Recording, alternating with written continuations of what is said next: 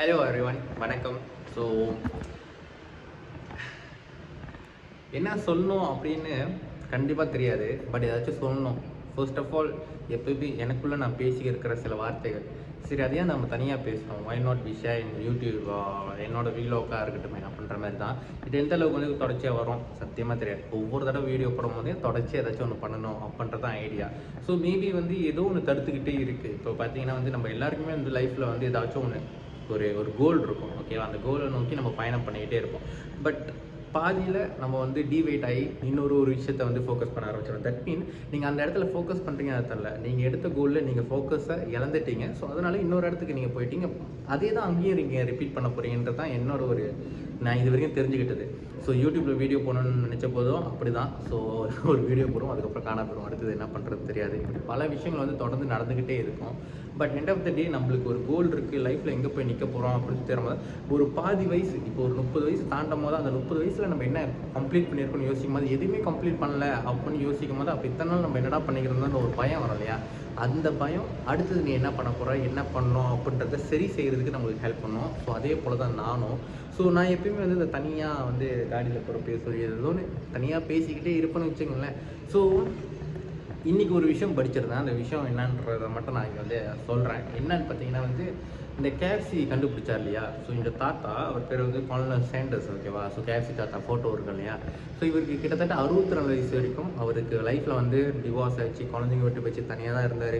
So நிறைய rejection, கிட்டத்தட்ட 1009 times வந்து அவரோட ஐடியாவாக இருக்கட்டும், அவரோட ரெசிபியாக இருக்கட்டும், எல்லாமே வந்து ரிஜெக்ட் பண்ணப்பட்டுக்கிட்டே இருந்துச்சா.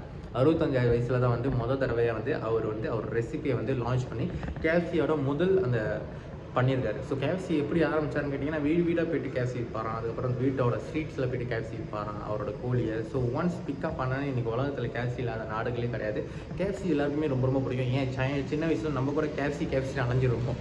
ஸோ அந்த அளவுக்கு வந்து வெற்றி. பட் அந்த வெற்றிக்கு பின்னாடி அவர் எவ்வளோ அவமானங்களையும் எவ்வளோ ரிஜெக்ஷனையும் அவர் சந்திச்சான்னு பாருங்கள். ஸோ அப்படிப்பட்ட அந்த ஒரு மனுஷன் 64 வயசில் கூட கிவ் அப் பண்ணாமல் அந்த ஒரு விஷயத்த பண்ணார் அப்படின்னாக்கா, நம்ம நிறைய பேர் 24 வயசு 22 வயசு யங் ஏஜ் நம்ம ஏன் கிவ் அப் பண்ணணும் நம்மளோட ஐடியாவை? தொடர்ந்து வேலை செஞ்சுட்டே இருக்கணும். கன்சிஸ்டன்சி தான் கீ.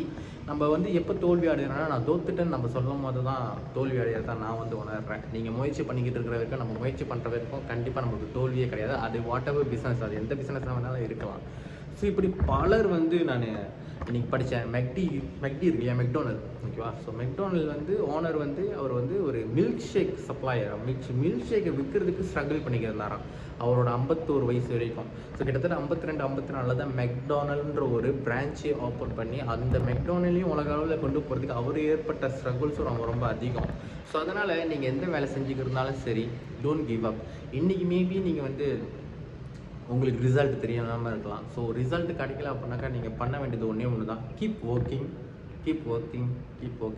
ட்ரை பண்ணிக்கிட்டே இருங்க. கண்டிப்பாக வெற்றியாளர் ஆகலாம். இது நான் உங்களுக்கு சொல்கிறது மட்டும் இல்லை, நான் சொல்லிக்கிறது. ஸோ நான் என்ன மோட்டிவேட் பண்ணுறதுக்காக தான் இந்த வீடியோ செய்கிறேன். So all the best guys. முயற்சி பண்ணுற அனைவருக்குமே நீங்கள் கண்டிப்பாக வெற்றியாளர் ஆவீங்க அப்படின்ற ஒரு வார்த்தையோடு இந்த வீடியோ நான் முடிக்கிறேன். See you on top. Bye.